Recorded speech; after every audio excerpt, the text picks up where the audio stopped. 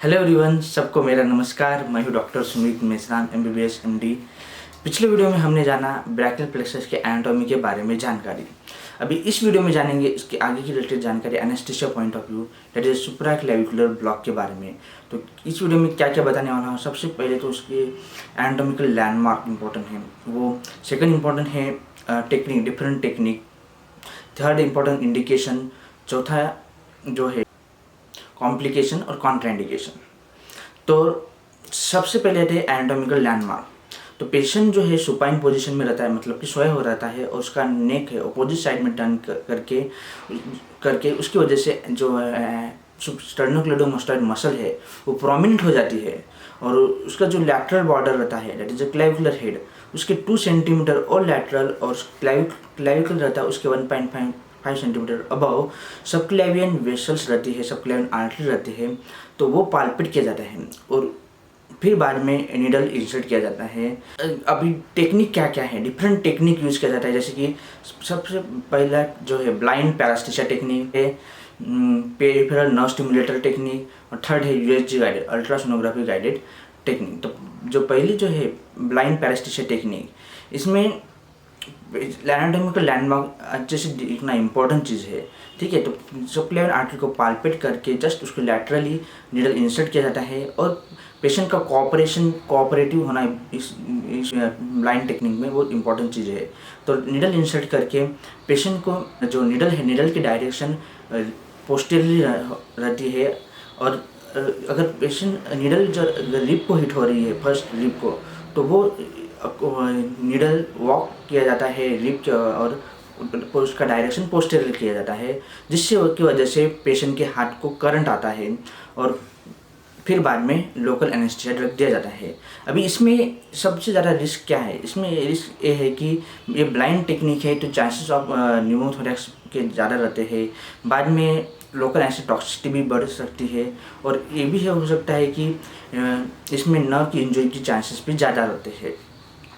Second technique है peripheral nerve stimulation technique, that is PNS box रहता है।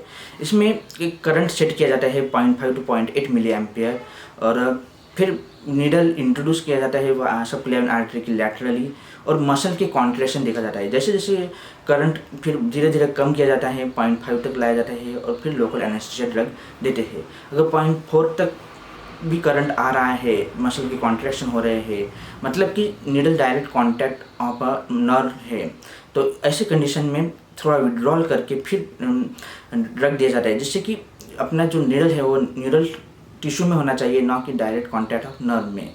इसकी वजह से इसका एक ये फ़ायदा है कि नर्व की इंजरी कम चांसेस ऑफ कम रह सकते हैं।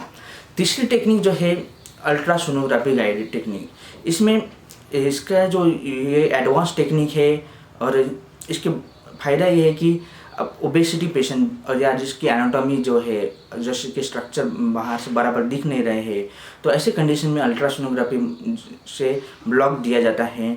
तो ऐसे कंडीशन में क्या होता है कि ये जो है प्रोब रहता है, अल्ट्रासोनोग्राफी प्रोब रहता है, वो सब एनाटॉमिकल आइडेंटिफाई किया जाता है, या अराउंड सुप्राक्लेविकुलर एरिया में प्रोब रखा जाता है, और फिर स्ट्रक्चर्स जो है जैसे वेसल्स है, नर्व्स है, विजुलाइज होते हैं, और फिर बाद में लोकल एनेस्थीसिया ड्रग दिया जाता है। यहाँ पे दोनों टेक्निक है जो यूएसजी गाइडेड में, इन प्लेन टेक्निक और आउट प्लेन टेक्निक, ठीक है। तो वो अकॉर्डिंग टू उस डायरेक्शन में नीडल प्लेस किया जाता है। तो इसका एक एडवांटेज है कि इसकी वजह से ड्रग की रिक्वायरमेंट कम लगती है, क्योंकि स्ट्रक्चर जो है पूरे अच्छे से विजुलाइज होते हैं, और कॉम्प्लिकेशन के चांसेस भी कम होते हैं।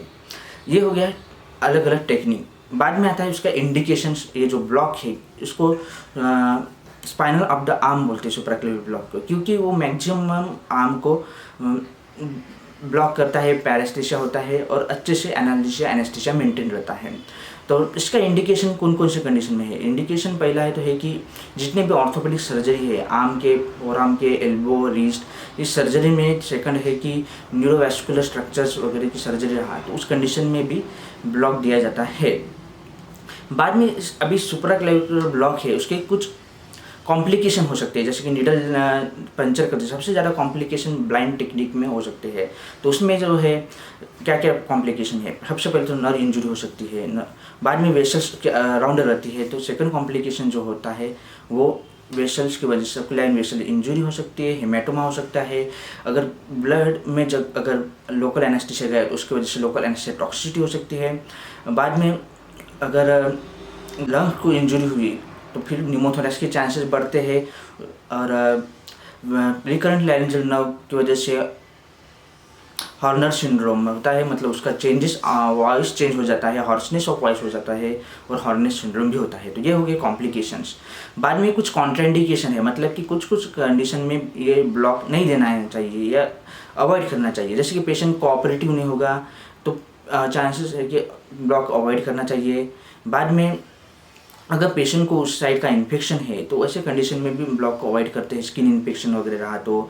बाद में पेशेंट को कुछ ब्लीडिंग डिसऑर्डर है या कोएगुलोपैथी है तो ऐसे कंडीशन में भी ये सुप्राक्लेविकुलर ब्लॉक को अवॉइड कर सकते हैं। ठीक है, तो सुप्राक्लेविकुलर ब्लॉक के बारे में जानकारी अभी इस वीडियो में, और प्रोसीजर ऑफ सुप्राक्लेविकुलर है तो वो देखेंगे आगे। Thank you so much.